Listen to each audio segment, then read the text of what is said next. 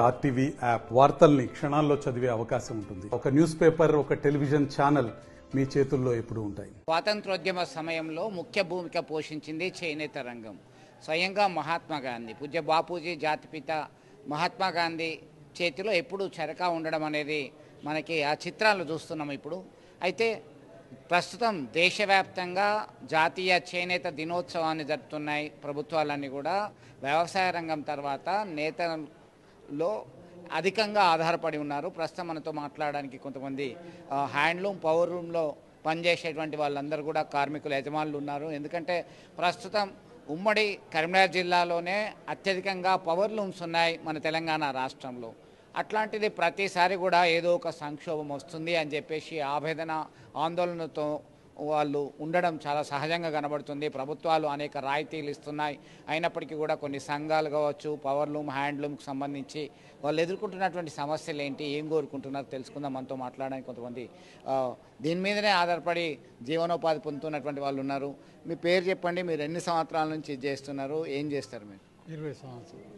20 సంవత్సరాలు. ఏం పేరు మీ పేరు? నా పేరు ఖ్యాతం లక్ష్మయ్య. ఇంటి పేరు చొప్పదండి. ఏంది మీ ప్రాబ్లం ఏంది? కాదు, పని చేస్తే తిండి మందం కూడా జరుగుతలేదు. పెన్షన్ వస్తుందా? Pension 2000 pension. ఏం చేస్తే బాగుంటుంది? ఇంత మొగ్గని ఎత్తేనే బాగుంటుంది. ఇంత పెన్షన్ వస్తుంది. ఇంత మొగ్గని ఎత్తే నువ్వు 100-150 రూపాయలు, 200 పని అవుతుంది. మీరు ఎంతకాలం చేస్తుండ్రు? మీరు ఏ ఊరు, మీ పేరు? చెప్పదండి. చేనేత సంఘంలో మొగ్గం వేస్తాం మేము. 30 సంవత్సరాల నుంచి వేస్తూనే ఉన్నాం. పని చేస్తే గిట్టుబాటు కూలీ అవుతలేదు. ప్రభుత్వం పెంచినా కానీ ధరలు పెరుగుతున్నాయి బయట, దాని గురించి సరిపోతలేదు. స్కీములు పెట్టారు, అవి కొన్ని అందుతలేవు మాకు. తిరుపతి పండుగ కానివ్వండి, పోతే ఇంకో వేరే సబ్సిడీస్ అంటే సబ్సిడీ, అది కూడా అందుతలేదు. ఒకరు అందినాయి. మళ్ళీ గత తెలంగాణ ప్రభుత్వమే 2 సంవత్సరాల నుంచి బంద్ చేసింది. అది మరి ఇప్పుడు ఏం చేస్తే బాగుంటుంది? కొంచెం వాళ్ళు ఏమైనా దయచేసి మాకు సాయం చేస్తే బాగుంటుంది. మీరు ఎన్ని రోజుల నుంచి చేస్తున్నారు? మీరు ఏ ఊరు? ఎట్లాంటి సమస్యలు ఉన్నాయి? ఈ ప్రభుత్వాలు ఏం చేయాలనుకుంటారు? నా పేరు భీమనాథన్ లక్ష్మీనారాయణ. 1974 సంవత్సరం నుంచి ఈ మొగ్గనేసుడు మొదలుపెట్టిన. 1974 సంవత్సరం నుంచి మొగ్గనేసుడు మొదలుపెట్టిన. మధ్యలో కొన్ని రోజులు గుజరాత్ రాష్ట్రం పోయి అక్కడ సాంచలు నడిపి అక్కడ జాపర పని చేసి. మరి గుజరాత్లో అక్కడ బాగున్నది అంటున్నారు, సూరత్లో, ఇంకా కేరళలో. ఇక్కడ ఎందుకు మరి ఆ ఇబ్బందులు ఎదుర్కొంటున్నారు? సూరత్లో సాంచలు నడిపి మరి జాపర పని చేసి మరి ఈడెందుకు బాగాలేదు? మళ్ళా అది అక్కడ ఇక సరిపోయింది. మళ్ళీ ఇక్కడికి వచ్చినాం. మళ్ళీ ఇక్కడికి వచ్చి ఈ సంఘంలో మగ్గంలో వేస్తున్నాం. సంఘంలో మగ్గంలో వేస్తున్నాం. మళ్ళా సంఘంలో ఇప్పుడు ప్రభుత్వం మీకు ఏం చేస్తే బాగుంటుంది? ఇదే పని మంచిగా అనిపిస్తుంది. ఇదే పని మంచిగా అదే చేస్తాను. సరే, వీళ్ళందరూ కూడా ఇదే పని మీద ఉన్నారు, చాలా ఏళ్ల తరబడి ఉన్నారు. అయితే గిట్టుబాటు ధర వస్తలేదు, ప్రభుత్వాలు ఆదుకోవాలని చెప్తున్నారు. పెన్షన్ వస్తున్నది, రోజు పని చేస్తున్నాం, అయినా అనేక ఇబ్బందులు ఉన్నాయనేటువంటి వారి మాటల్లోనే మనం విన్నాము. మీ పేరేంటి, మీరు ఎంతకాలం చేస్తున్నారు, ఎట్లాంటి పరిస్థితి ఉంది ఇప్పుడు? 40 నుంచి. నా పేరు లక్ష్మీనారాయణ. అయితే ఇవే ఇప్పుడు 15 ఏళ్ళ చేనేత మొగ్గం. కానీ మాకు కడుపు నిండుతలేదు. పొద్దంతా నేస్తే మాకు 100-200 రూపాయలు పని అయితే లేదు. మేము ఎట్లా, మా పిల్లలు ఎట్లా బతకరు? దాని విషయంగా మాకు నెలకు 15,000 జీతం వచ్చేటట్టు చేయాలి. మీరు చెప్పండి, మీరు ఏంటి అసలు సమస్యలు ఏంటి?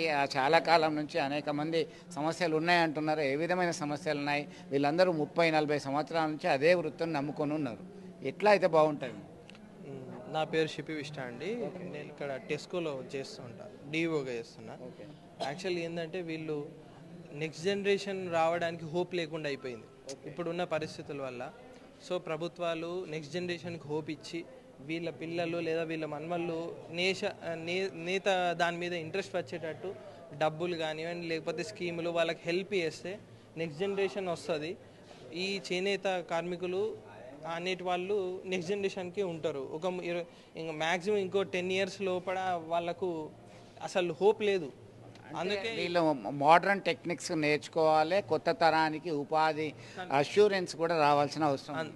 ఇప్పుడు మోడర్న్గా చేసే కొత్త ఇప్పుడు మనం వేసుకునే దుస్తులను గవర్నమెంట్ వాళ్ళకు ప్రోత్సహించి వాళ్ళకి ఇస్తే వాళ్ళు మనకు విక్రయం చేయడానికి ఈజీ అవుతుంది. అప్పుడు మనం కొనుక్కోవచ్చు.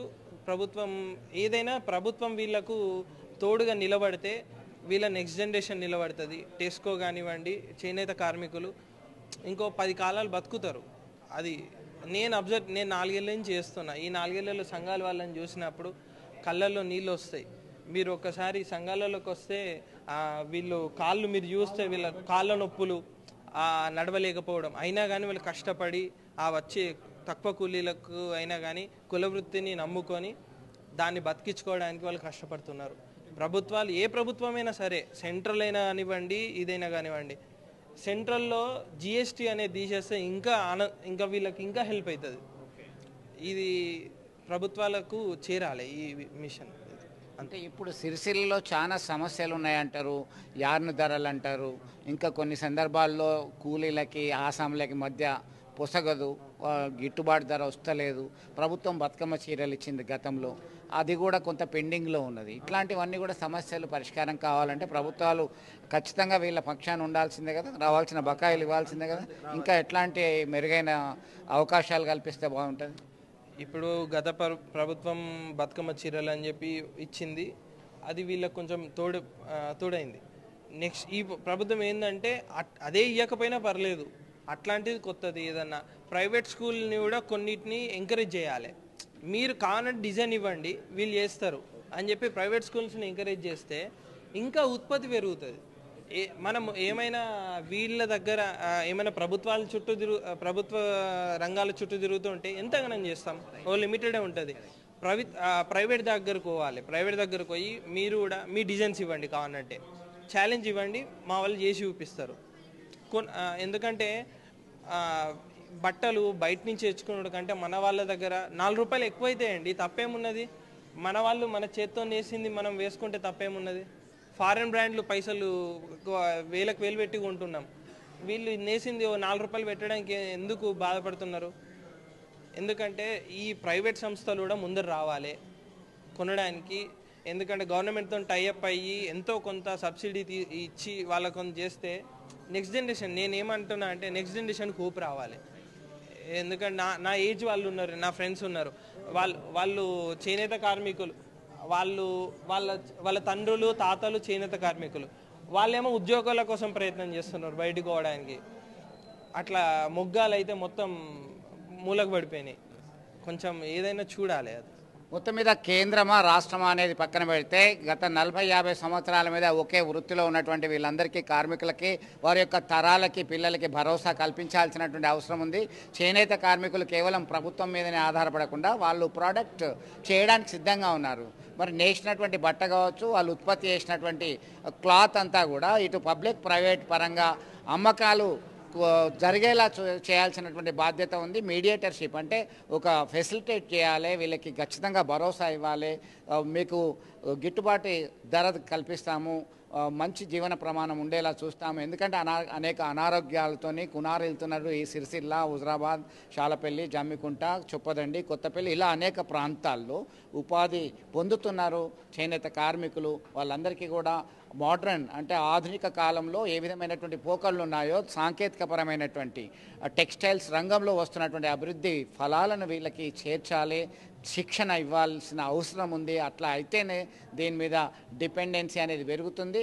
చాలా మక్కువతో పనిచేయడానికి కూడా సిద్ధంగా ఉండేటువంటి పరిస్థితులు వస్తాయి. కేవలం చెప్పడమే కాదు, మాటల్లో చెప్పడమే కాదు, చేసి చూపిస్తే ఖచ్చితంగా అద్భుతాలు సృష్టిస్తారు. ఎందుకంటే ప్రపంచ ప్రఖ్యాతిగాంచినటువంటి చేనేత కళాకారులు ఉమ్మడి కరీంనగర్ జిల్లాలో ఉన్నారు. అగ్గిపెట్టెలో ఇమిడేటువంటి చీరలు నేసినటువంటి నేతన్నలు ఉన్నారు. ఇప్పటికీ జాతీయ స్థాయి, అంతర్జాతీయ స్థాయిలో ప్రముఖులు వచ్చినప్పుడు బహుమతి రూపంలో ఇస్తున్నటువంటి సంఘటనలు మనం చాలా చూస్తూనే ఉన్నాం. అయినప్పటికీ దీని మీద చిత్తశుద్ధితో ఎఫర్ట్స్ పెట్టినప్పుడు మాత్రమే వీళ్ళ సమస్యల్ని పరిష్కరించడానికి అవకాశం ఉంటుంది. వీడియో జర్నలిస్ట్ సుమంత్తో కలిసి చంద్రశేఖర్, RTV, కరీంనగర్ నుండి. మరిన్ని వీడియోస్ కోసం ఛానల్ ని సబ్స్క్రైబ్ చేయండి. లేటెస్ట్ అప్డేట్స్ కోసం వాట్సాప్ ఛానల్ ని ఫాలో చేయండి.